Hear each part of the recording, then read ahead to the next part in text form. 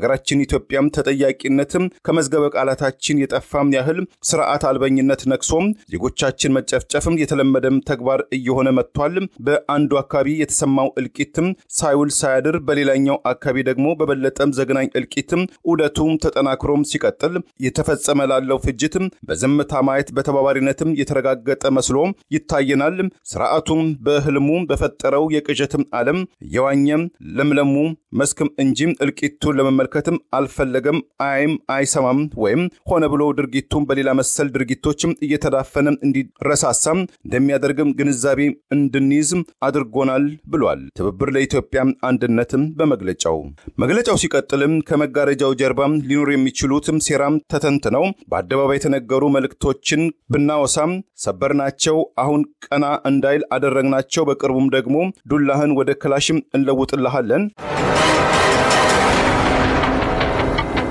በሰሞነኛው ጭፍጨፋም 8 የቤተሰብ አባላት የተገደሉበትም አንድ የተጎጂ ቤተሰብ ወደ አካባቢው ተጉዞ እናቱን እህቱንና ወንድሞቹን መቅበርም አለመቻሉን ገልጾ እርሙን ማውጣትን ያለመቻሉን ምክንያትም ሲያብራራም እንዳትመጡ እዚህ የምትጠበቁትም እናንተ ናችሁ አሉን። እኛም ለነፍሳችን ፈራን፣ ለደህንነታችን ኃላፊነት የሚወስድም አካል ባለመኖሩ ወደ ስፍራው ሄደን ዘመዶቻችን አልቅሰን ለመቅበር እንኳን አልቻልንም በማለትም ምሬት አዘል አስተያየቱን ገልጿል። ወላጅ አባቱም ከ6 ወራት በፊት በተመሳይ ሃይማኖትም ተኮርም አፈናም ደርሶባቸው ከ8 ሰዎች ጋር ለማስለቀቂያም ለእያንዳንዳቸው 500 ሺህ ብር ተከፍሎም ወላጅ አባቱም ከደረሰባቸው ድብደባም ከ3 ቀናት መሰቃየት በኋላ ሕይወታቸውን ማጣታቸውን በቁጭትም አውስቷል። ተደራራቢ የቤተሰብ ጥቃት የደረሰበትም ግለሰቡም ከዚህ በኋላ ምናልባትም ሕግም እንደዚህ አድርጎልን የሚለው ነገር ላይ ምንም አይነትም ተስፋም በውስጤም የለም። እዚህ ቦታም ላይ ተመልሰን ከሐዘናችንና ከጉዳታችን እናገግማለን የሚል ተስፋም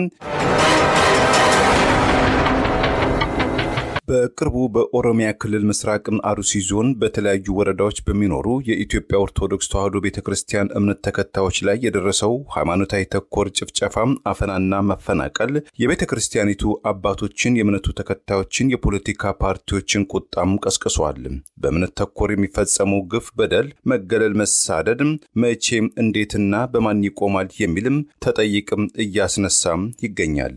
ኢትዮጵያን ሆኑ በኢትዮጵያ ሰማይ ስር የሚኖሩ የሌላ አገር ዜጎችን በበላይነትም የሚገዛው ህገ መንግስቱ በአንቀጽም 27 ማንም ሰው የፈለገውን እምነትም ሊያምን የፈለገውን ሃይማኖትም ሊመርጥም ወይም ሊለውጥም እምነቱን ያለ ገደብ በተናጥል በቡድን በአደባባይ ሆነ በግል ሊተገብር ይችላል። ማንም ሰው እምነቱን በኃይል እንዲመርጥም አሊያም እንዲለውጥም ጫና ሊጣልበትም አይገባም ሲል ይደነግጋል።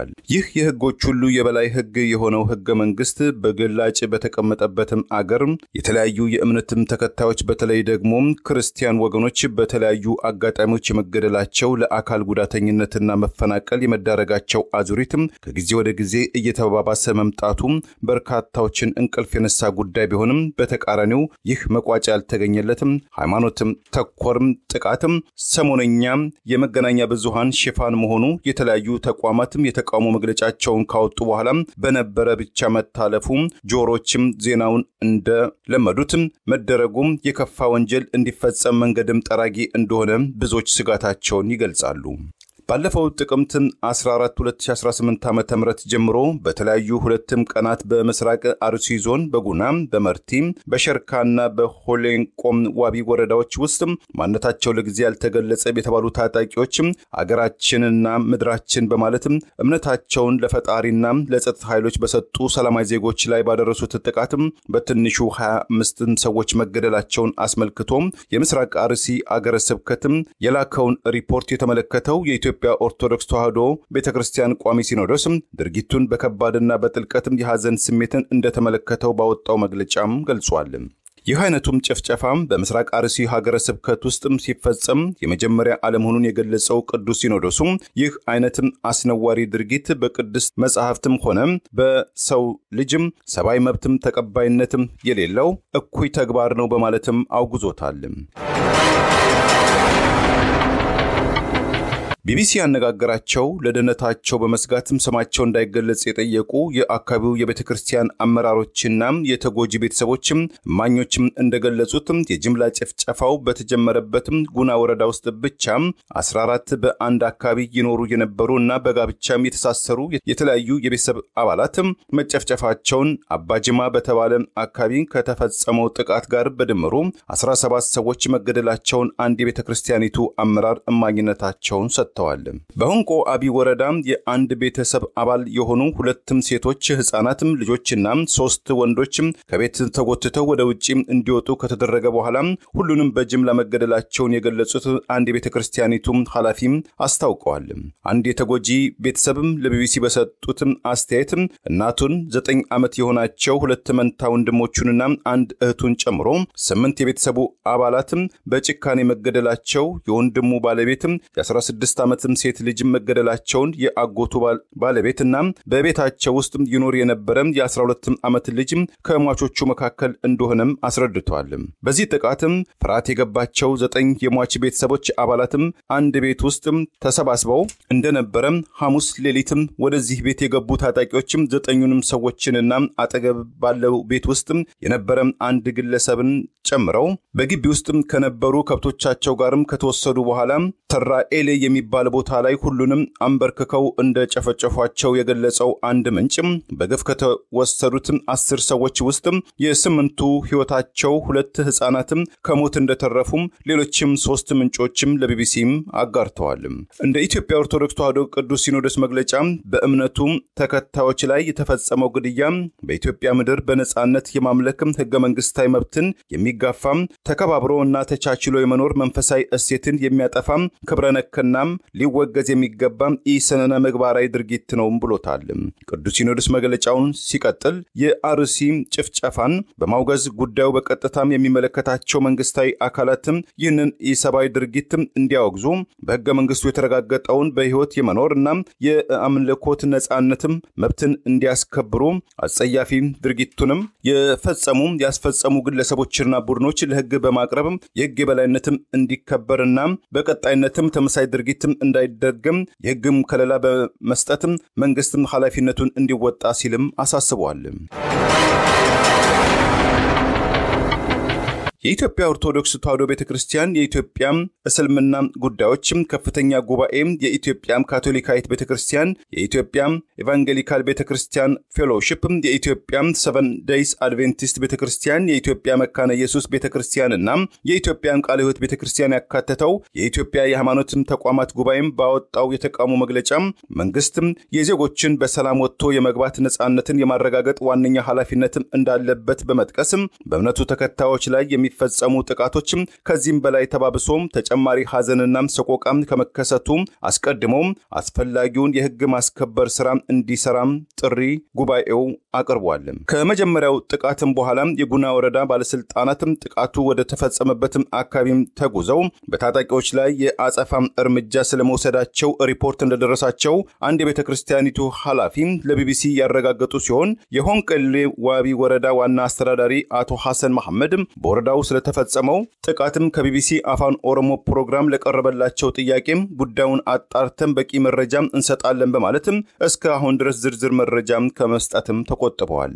በሌላ በኩል በተመሳይ ቀን ስለ ጉዳዩ ጥያቄ የቀረበላቸው የአርሲ ዞን ዋና አስተዳዳሪ አቶ ኢብራሂም ከድር የተፈጸመው ጥቃትም ሐሰት ነው በማለትም ማስተባበላቸው በኢትዮጵያ ኦርቶዶክስ ተዋሕዶ የእምነት ተከታዮችና አባቶች ዘንድም ታላቅ ቅሬታና ቁጣም አስነስቷል።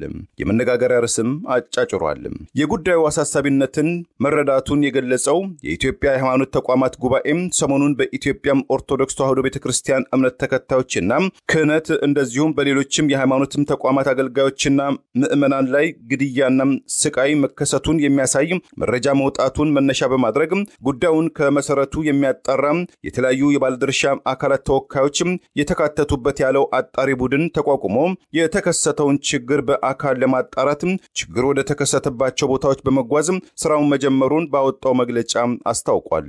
ግድያውን በማጣራት የመጨረሻ ሪፖርት ለኢትዮጵያ ሕዝብ በተለይ ለእምነቱ ተከታዮችና ተጎጂ ቤተሰቦች የምርመራውን ውጤትን ይፋ እንደሚያደርግ ቃል የገባው የሃይማኖት ጉባኤው እስከዚያው ድረስ ነገሮችን ከግምትና ካልተሟላ መረጃ በመነሳት በማህበራዊ መገናኛ ብዙሃን አስመልክቶ አንዳንድ ወገኖች የሚያካሂዱትን ያለውን የማጣራትን ሂደትን ያደናቅፋል ያለው ጉባኤም በጉዳዩ ዙሪያ ከፍ ያለ ጥንቃቄ ያሻል በማለትም ምክረ ሐሳቡንም ሰንዝሯል።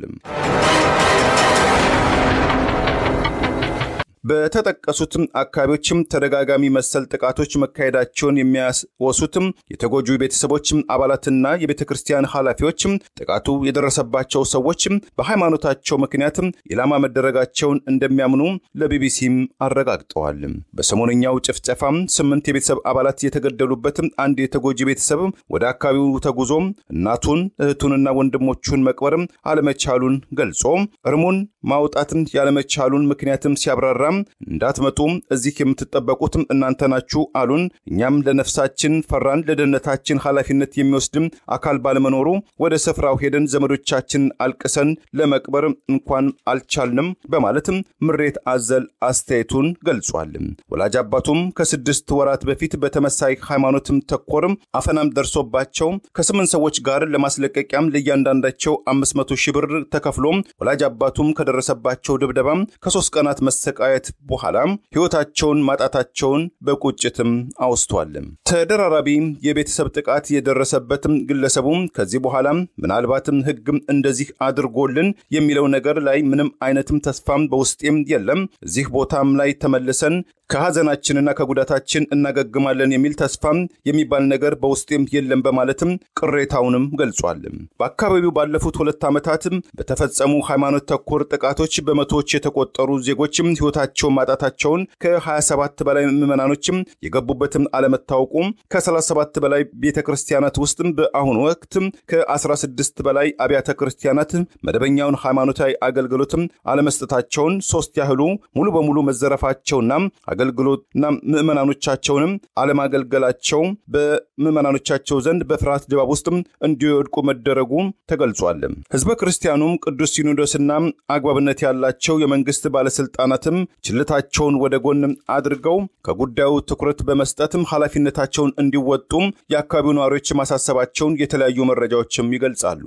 በዛሬቱ ኢትዮጵያ ውስጥ ጠያቂም ተጠያቂም ባለመኖሩ መግደል መገደል ተራ ነገር ሆኗል በማለትም የተቃውሞ መግለጫውን ያወጣው የትብብር ለኢትዮጵያ አንድነት በአገራችን ኢትዮጵያም ተጠያቂነት ከመዝገበ ቃላታችን የጠፋም ያህል ስርዓት አልበኝነት ነክሶም ዜጎቻችን መጨፍጨፍም የተለመደም ተግባር እየሆነ መጥቷል። በአንዱ አካባቢ የተሰማው እልቂትም ሳይውል ሳያድር በሌላኛው አካባቢ ደግሞ በበለጠም ዘግናኝ እልቂትም ዑደቱም ተጠናክሮም ሲቀጥል የተፈጸመ ላለው ፍጅትም በዝምታ ማየት በተባባሪነትም የተረጋገጠ መስሎ ይታየናል። ስርዓቱም በህልሙ በፈጠረው የቅዠትም ዓለም የዋኘም ለምለሙ መስክም እንጂ እልቂቱን ለመመልከትም አልፈለገም፣ አይም አይሰማም ወይም ሆነ ብሎ ድርጊቱን በሌላ መሰል ድርጊቶችም እየተዳፈነ እንዲረሳሳም እንደሚያደርግም ግንዛቤ እንድንይዝ አድርጎናል ብሏል ትብብር ለኢትዮጵያ አንድነትም በመግለጫው። መግለጫው ሲቀጥልም ከመጋረጃው ጀርባም ሊኖር የሚችሉትም ሴራም ተተንትነው በአደባባይ የተነገሩ መልእክቶችን ብናወሳም ሰበርናቸው፣ አሁን ቀና እንዳይል አደረግናቸው፣ በቅርቡም ደግሞ ዱላህን ወደ ክላሽም እንለውጥልሃለን፣ ባለበትም ጨፍጭፈው እና መሰል መንግስታዊ መዋቅር ውስጥ ያሉ የእልቂትም ቀስቃሾችም ያለ ሃይባይ በመንግስት መገናኛ ብዙሃን ጨምሮ እንዲናኙ ይገኛሉ። አንደኛው ወገን ዱላውን ወደ ተተኳሽም እንዲቀየርለትም ቃል ሲገባለትም ሌላው ደግሞ ራሱንና ቤተሰቡን አፍጥጦም ከመጣው ሞትም ሊከላከልም ጥማድ በሬዎቹን ሸጦም የገዛውን የነፍስ ወከፍ መሳሪያ በመከላከያው ጭምር እንዲገፈፍ እየተደረገ ለበላተኛም ተመቻይቶም ተሳስሮም ሞቱን እንዲጠባበቅ እየተደረገ ነው። ድርጊቱም በውጤቱ መገምገም ለማንም ቀላል እንቆቅልሽም የአደባባይ ምስጢር ሆኗልም ብሎታል። በሰሞንኛው የምስራቅ አርሲ የኦርቶዶክሳውያን ጭፍጨፋም ሰለባዎችም እድሜያቸው ከ2 ዓመትም ጨቅላ ህፃን ጨምሮ እስከ 70 ዓመት አዛውንት አራቱ የአንድ ቤተሰብ አባላት መሆናቸውን ግድያውም በተጠና በተቀናጀ ዜጎችም በድካም ላይ በመሆን ጎናቸውን ካልጋቸው ጋር ባሳረፉበትም እኩለ ሌሊት ላይ መካሄዱ የጸጥታ ኃይሉ ጧት እንኳን አለመድረሱ ሰዎችን ለመቅበር ለመውጣትም በመጥፋታቸው 5ቱን ማቾችን በአንድ ጉድጓድ ለመቅበር መገደዳቸውን የአካባቢው እማኞች በመናገራቸው ትብብር ለኢትዮጵያ አንድነትም ገልጿል። አካባቢው የእልቂት ምድር መሆኑን በመግለጽም በተደጋጋሚ ማሳያም ቢሰጥም ከመካካድ እና ከመፈራረጅ የዘለለ መልስም አለመገኘቱን አጽንኦትም የሰጠው የቅንጅትም ፓርቲው አሁን ላይ ካለው ጥላቻና መዋቅራዊ ጥቃትም እንዲሁም ጥቃቱን በተለምዶ መንግስትም ኦነግ ሸኔ ብሎ የሚጠራው ራሱን የኦሮሞ ነጻ አውጪ ሰራዊት ብሎ የሰየመው ታጣቂ ቡድን አደረሰው ከሚለው ዘፈቀዳዊ ግድያም ዘለል ያለ አንድና ነገሩ ቀጠናዊ ሽብርተኛ ቡድኖች ጋር የተገናኘም ሊሆን እንደሚችል ማየትም ተገቢ መስሎም ይሰማናልም ብሏል። እልቂቱም ዕለታዊ ገጠመኝ እየሆነ መምጣቱን ከስጋት ውስጥም በመውደቅ ድርጊቱን በጽኑ ያወገዘው ትብብር ለኢትዮጵያ አንድነትም ዓለም አቀፉ ማህበረሰብ በኢትዮጵያ ውስጥ የሚካሄደውን ማንነትንና ሃይማኖትን ተኮር ጥቃትም መንግስታዊ መዋቅርን የተከተለ ስርዓታዊና ተጨማሪ እጅ ያለበትም ስለመሆኑ ምርመራ እንዲያደርግ ጥሪም አቅርቧል። በተለይ የአሩሲ ዞን ነዋሪዎች መንግስታዊ መዋቅሩ ይጠብቀናል ከሚል አዘናጊ እሳቤ ወጥተው ተፈጥሯዊ በሆነ ራስን ከሞት መከላከልና ከእልቂት ለማዳን በመዘጋጀትም ራሳቸውን ከጨፍጫፊዎች መጠበቅ እንዳለባችሁ እናሳስባለንም ብሏል። በፍራትም ቆፈንና መንግስታዊ ጫናም ተቀፍድደው ቃል መተንፈስም ያልቻሉ ያላቸው የሃይማኖት አባቶችም እልቂት መሃል አዲስ አበባም ከመምጣቱ ዳሩ መሃል ከመሆኑ በፊት መንግስትና የዓለም አቀፉ ማህበረሰብ ላይ ጫናም እንዲፈጥሩ ህብረቱ ጠይቋል። የሁሉም ቤተ እምነት አባቶች በጋራ በመሆን ለህዝቡ ጥሪ በማቅረብ በጣም ሳይረፍድም አባታዊ ግዴታቸውን እንዲወጡም ሲል አሳስበዋል። በስተመጨረሻም በመንግስት መዋቅር ውስጥ ሆነው ፊት ለፊትም ሆነ ከመጋረጃው ጀርባ እልቂት የሚጠምቁ ባለስልጣናትም ድርጊቱን በችልታም ያለፉ የሚገኙ የጸጥታ አካላትም በደሃው ግብር ከፋይ ህዝብ የተቋቋሙ ይህንን የግፍግፍም በደልም እንዳላየም እንዳልሰማም ያለፉ የመንግስት መገናኛ ብዙሃን ኃላፊዎችም ሰራተኞችም ፍትህ ሲሰፍን ከተጠያቂነት እንደማያመልጡም ትብብር ለኢትዮጵያ አጽንኦትም በመስጠትም አቋሙን ገልጿል። ኦፕን ዶርስም የተባለው መንግስት ያልሆነ ነገር ግን ዓለም አቀፋዊ ይዘት ያለው በክርስቲያን ወንድሞችና እህቶች ላይ የሚደርሰውን ግድያና በደል በቅርበትም እየቃኘ በየዓመቱ ለዓለም ህዝብ የግንዛቤ ማስጨበጫ ይሰጣል፣ ወንጀለኞችንም ይፋ ያደርጋል። ተቋሙ በዚህ በፈረንጆቹ 2025 ባወጣው ዓመታዊ ግምገማ በዓለማችን ላይ ከ380 ሚሊዮን በላይ ክርስቲያኖች በየዓመቱ ከእምነታቸው ጋር በተያያዘ ለግድያና ለመገለል ይዳረጋሉ። ይህም ከ7 ክርስቲያኖች አንዱ በዓለማችን ላይ ይገደላል። በአፍሪካ አህጉር ከ5ቱ አንዱ ተጠቂ ሲሆን በኤሲያ አህጉር ከ5ቱ 2 ክርስቲያን ወገኖች በእምነታቸው ይገደላሉ ብሏል። በዓመትም 4476 ክርስቲያኖች በእምነታቸው ሳቢያ ሕይወታቸውን ያጣሉ።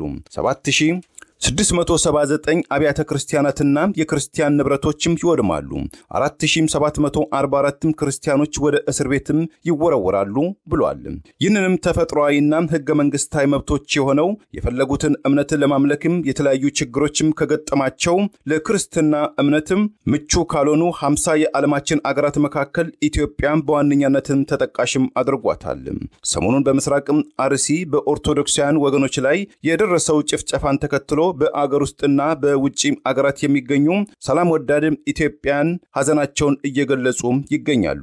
የዚህ ማንነትና ሃይማኖት ተኮር እልቂት መሳደድ እንዴትም ያቆማልም ሲሉ በርካታዎችም ይጠይቃሉ።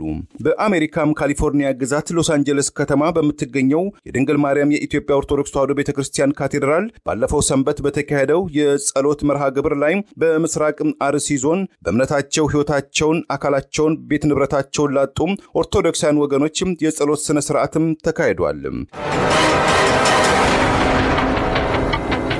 ለሕዝበም ክርስቲያኖችም ቤተሰቦቻቸው መጽናናትንም ተመኝተዋል።